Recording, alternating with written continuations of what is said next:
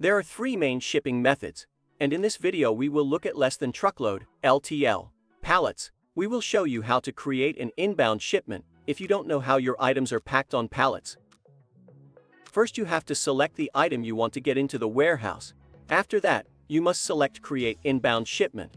You will see a window for filling an order with just a few steps. Step 1. In this step, we fill in the information about the items to be shipped.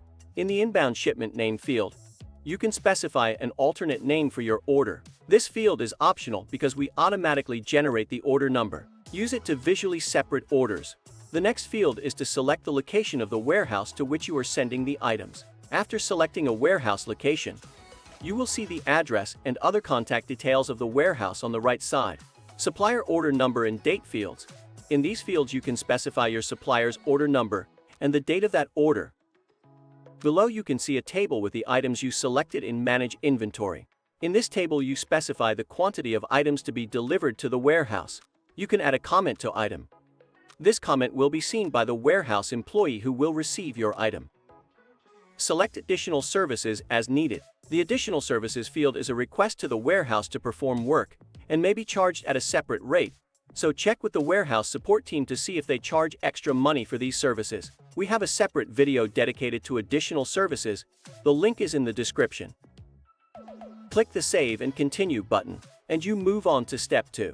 In this step, you add information about the package, shipper, and tracking numbers belonging to this shipment. In the Shipping Method field for shipping items by pallets, you must select less than truckload, LTL, pallets. In the drop-down box for shipping carrier, select the shipping service that transports your items. In the Packing Type field, you choose how the item is packed. If you do not know how your product is packed, you select I don't know exact box contents. If the number of boxes is not known, check the box I don't know. If the number of boxes is known, specify how many boxes you expect. Then click Save and Continue. Generate box labels. To do this, you must enter the range of boxes for which you are generating labels, and then click the Generate Box Labels button. From these labels, it is easy for the warehouse to identify your items. Ask your shipper to put these labels on the boxes. Fill in pallets information. In Packing Type we now choose I don't know, because we don't know how the items are packed in boxes, and therefore we don't know how they will be arranged on the pallet. If more than one pallet should arrive at the warehouse, click Add New Pallet and select I don't know in Packing Type. Generate a label with this information by clicking on the Generate Pallet Labels button. Ask your shipper to put these labels on the pallets.